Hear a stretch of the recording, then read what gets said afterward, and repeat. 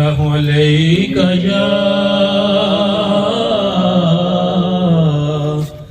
یا رسول اللہ وسلم علیک یا حبیب اللہ صلی اللہ علیہ یا رسول اللہ وسلم علیک یا حبیب اللہ ہے سبز گنبد والے منظور دعا کرنا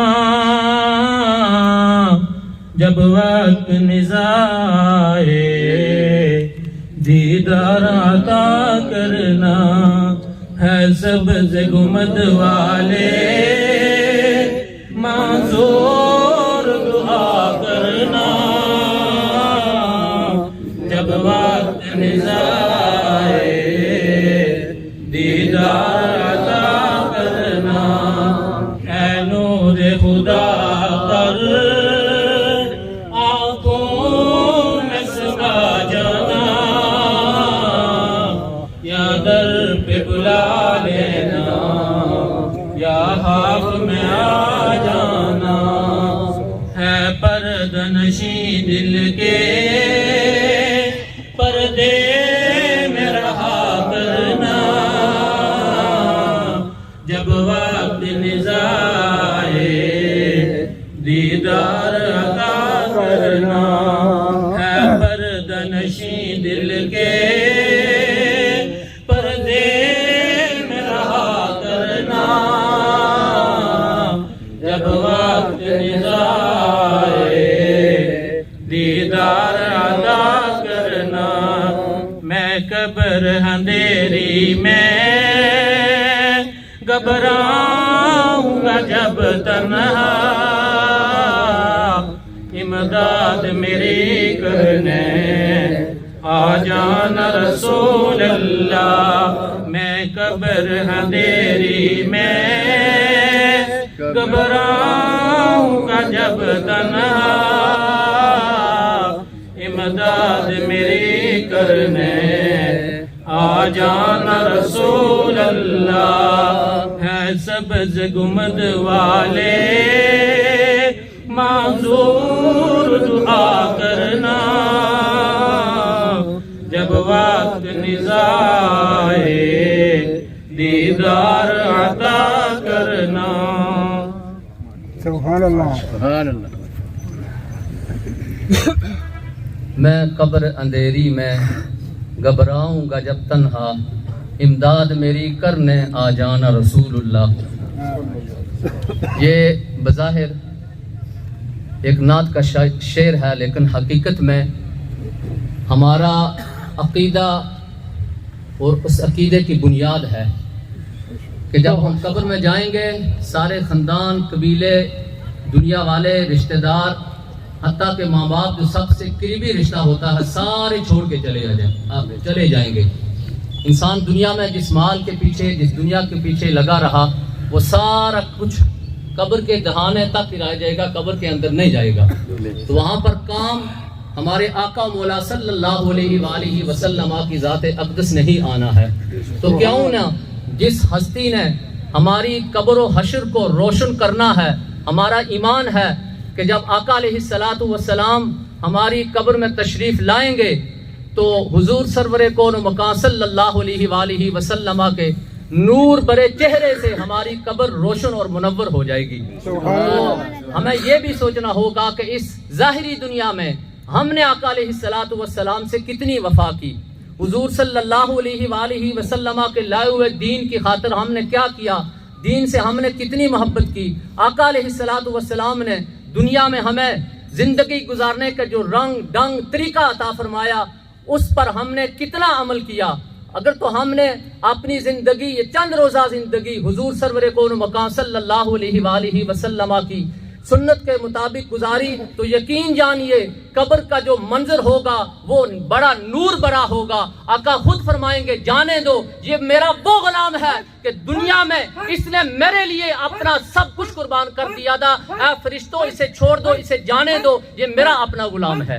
تو آؤ ہم اپنے گریبانوں میں جھانکیں کہ ہم نے آقا علیہ الصلوۃ والسلام سے کتنی وفا کی۔ جب ہمارا عقیدہ ہے کہ قبر میں کام حضور ہی آئیں گے، تو اس ظاہری کائنات میں، اس چند روزہ زندگی میں ہم نے آقا علیہ الصلوۃ والسلام کے لیے کیا کیا، حضور کی سنت کے لیے کیا کیا، حضور کے دین کے لیے کیا کیا۔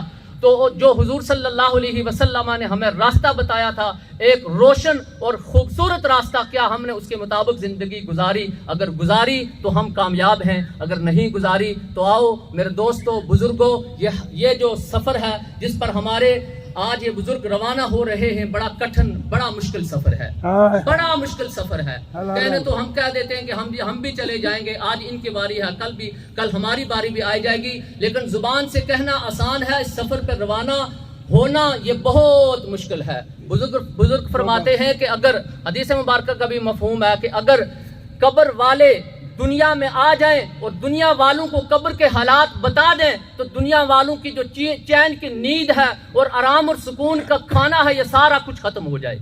بڑی کٹھن مرحلے ہیں، بڑے مشکل مرحلے ہیں۔ اللہ تبارک و تعالیٰ کی بارگاہ میں دعا ہے کہ اللہ تبارک و تعالیٰ جن بزرگوں کی نماز جنازہ میں ہم شریک ہیں، ان کی کامل مغفرت فرمائے، بخشش فرمائے، ہمیں بھی اس کٹھن اور مشکل سفر کے لیے، اپنی آخرت کے لیے تیاری کرنے کی توفیق نصیب فرمائے۔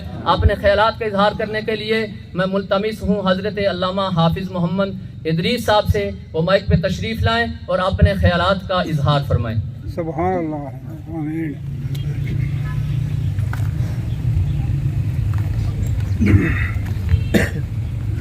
نحمدك يا من ترنمت بثنائه ملك اللسان وتغننت بتهليله انادل القيان، والصلاة والسلام على حبيب الرحمن۔ قال الله تبارك وتعالى في القرآن: إن في ذلك لذكرى لمن كان له قلب۔ صدق الله مولانا العظيم وبلغنا رسوله النبي الكريم الرؤوف الرحيم۔ ایک بار درود پاک پڑھ لیں، صلاۃ والسلام علیک یا رسول اللہ وعلی آلک وصحبہ وسلم۔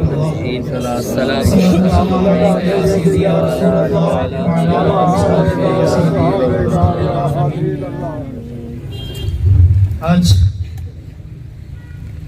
ہم ایک ایسی شخصیت کے جنازے میں شریک ہونے جا رہے ہیں جو انتہائی بااخلاق، انتہائی مشفق و مہربان شخصیت ہیں۔ کچھ عرصہ قبل 2-3 بار ان کی عیادت کے لیے آنا ہوا، اور جب بھی آنا ہوا ہمیشہ اپنی مسجد کی تعریف کرتے ہوئے ان کو سنا، اور بار بار یہی کہا کرتے تھے کہ آپ جب بھی آئیں میری مسجد کو ضرور دیکھیں۔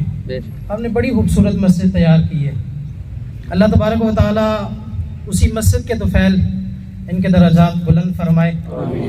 جو آیہ مقدسہ پڑھی، 1-2 باتیں اس آیہ مقدسہ کے ضمن میں آپ کے گوش گزار کروں گا۔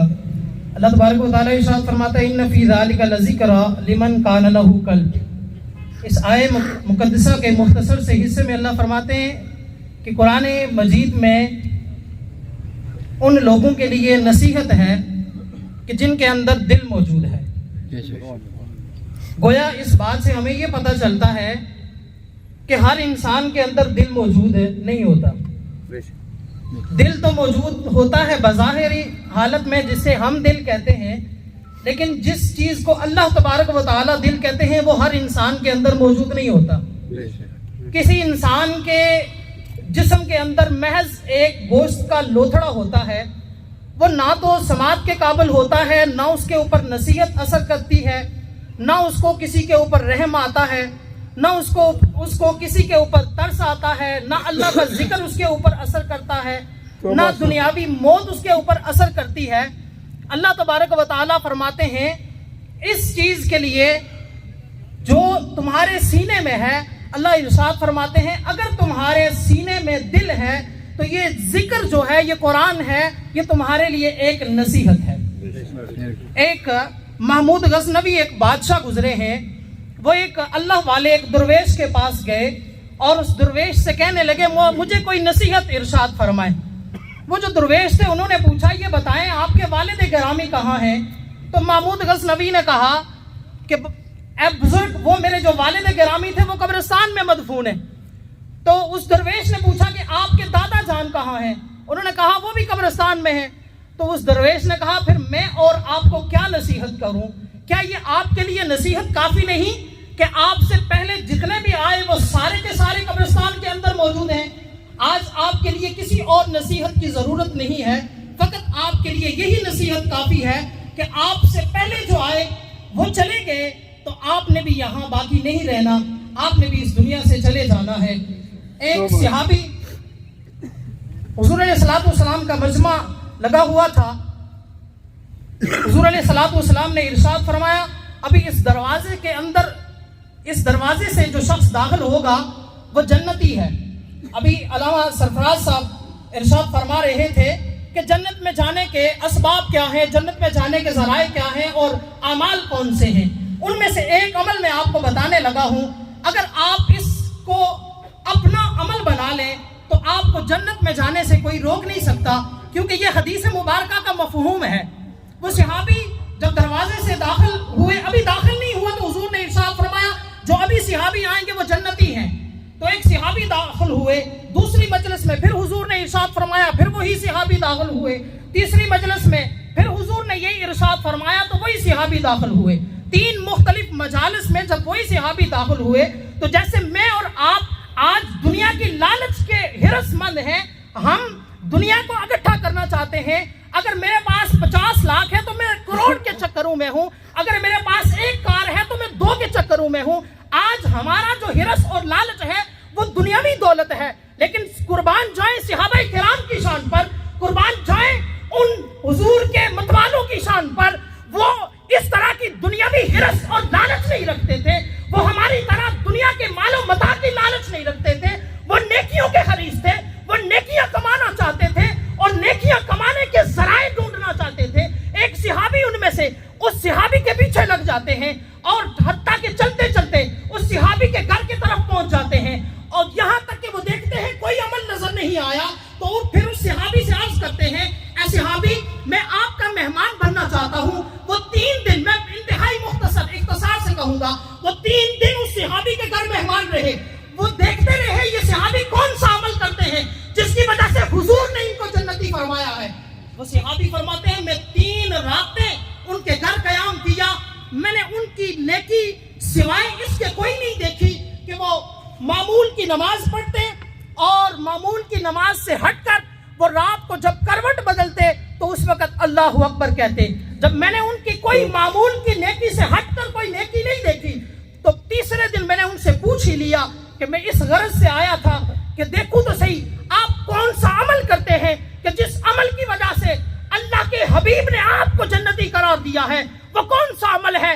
آپ وہ مجھے عمل ارشاد فرمائیں تاکہ میں بھی جنت کا حقدار ہو سکوں. وہ صحابی کہنے لگے میرا اور تو کوئی عمل نہیں ہے، لیکن ہاں ایک عمل ضرور ہے کہ میرا سینہ کسی بھی مسلمان کے بغض سے خالی ہے.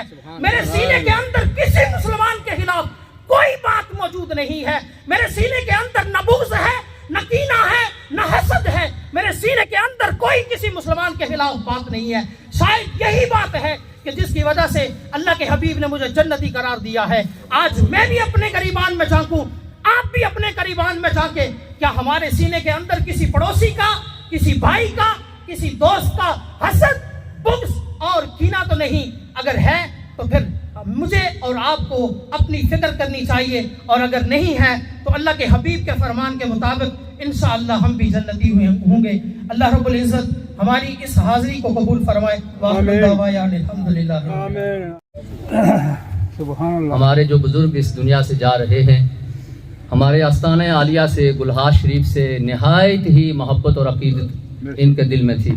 اور جناب قبلہ حضرت صاحب رحمۃ اللہ تعالیٰ علیہ کی اس علاقے میں جتنے بھی مساجد ہیں، اوپر والا درس ہو، پڑاٹی والا درس ہو، بسا والی مسجد ہو، جبر والی مسجد ہو، ان چاروں مساجد سے یہ کوٹ کوٹ کے محبت کیا کرتے تھے. بلکہ ان تینوں مساجد کی تعمیر میں ان کا بہت زیادہ حصہ تھا. اوپر والا درس جب تعمیر ہوا تو انہوں نے اس کے تعمیر کے لیے بہت زیادہ جد و جہد کی، کوشش کی. پھر پراٹھی والے درس کے لیے، پھر بسا والی مسجد انہوں نے ابھی وہ تعمیر ہو رہی ہے. خوبصورت نقشہ، خوبصورت تعمیر، یہ سب ان کے دل میں قبلہ حضرت صاحب رحمۃ اللہ تعالیٰ علیہ کی محبت اور عقیدت کی وجہ سے تھا، مساجد سے محبت اور قبلہ حضرت صاحب رحمۃ اللہ تعالیٰ علیہ سے محبت، اور ان کے بیٹے حافظ محمد محبوب صاحب دیار غار میں ہیں، وہ بھی انہوں نے اس راستے میں وقف کیے قبلہ حضرت صاحب رحمۃ اللہ تعالیٰ علیہ کی محبت اور عقیدت کی وجہ سے۔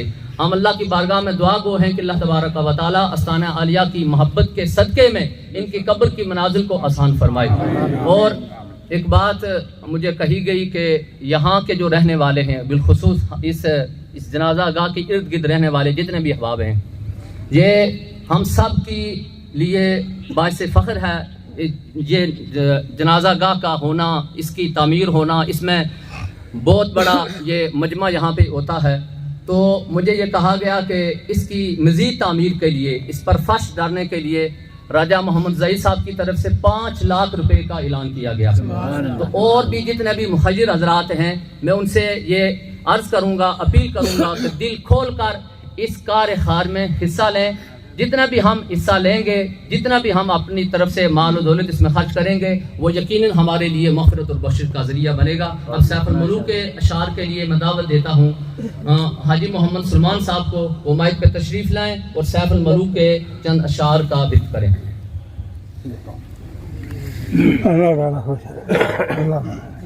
صلی اللہ علیہ یا رسول اللہ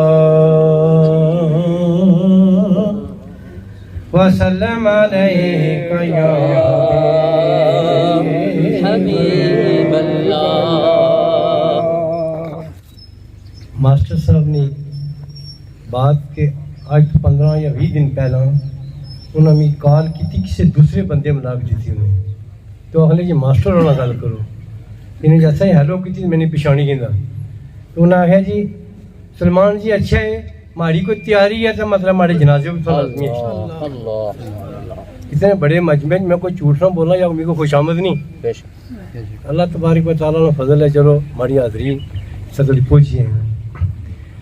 پڑھو لا الہ الا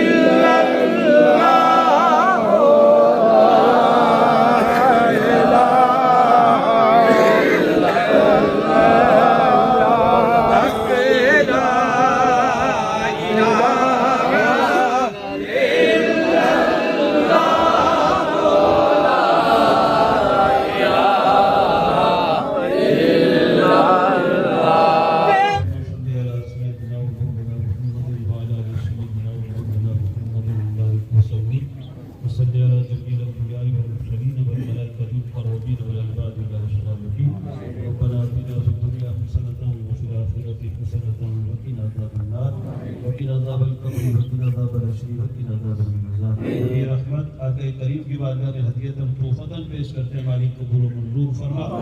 یا کاملین کی بارگاہ میں ہدیۃ توفتاً پیش کرتے ہوئے یا اللہ مرحوم مغفور کی روح کو پیش کرتے ہیں، قبول و منظور فرما۔ سوالات قبر میں آسانی پیدا فرما، قبر میں نبی رحمت کی زیارت اور پہچان عطا فرما، کشادہ منظر و روشن فرما، قبر کے فکروں، قبر کے عذاب، قبر کی تنگی، قبر کی تاریکی سے محفوظ فرما، رحمت و نبی رحمت کی شفاعت نصیب فرما، جنت الفردوس میں اعلیٰ یا اللہ سب کی دعا کو ان کے حق میں قبول و منظور فرما۔ اس قبرستان میں جتنے لوگ مدفون ہیں مالک سب کی بخشش و مغفرت فرما، جمیل مومنین مومنات مسلمین مسلمات جو بھی دنیا چھوڑ گئے سب کی بخشش و مغفرت فرما۔ ہم سب کو یا رب العالمین والدین حیات و خدمت کی توفیق عطا فرما، دنیا چھوڑ گئے تو ان کے لیے استغفار اور مغفرت کی دعا کرنے کی توفیق عطا فرما۔ اپنے فضل سے مال عطا کیا ہے تو اپنے راستے میں صدقہ و خیرات کرنے کی توفیق عطا فرما، دنیا میں رہتے ہوئے حقوق اللہ حقوق العباد کو ادا کرنے کی توفیق عطا فرما۔ وصلی اللہ علی حبیبہ سیدنا و مولانا محمد وعلی آلہ و اصحابہ اجمعین برحمتک یا ارحم الراحمین۔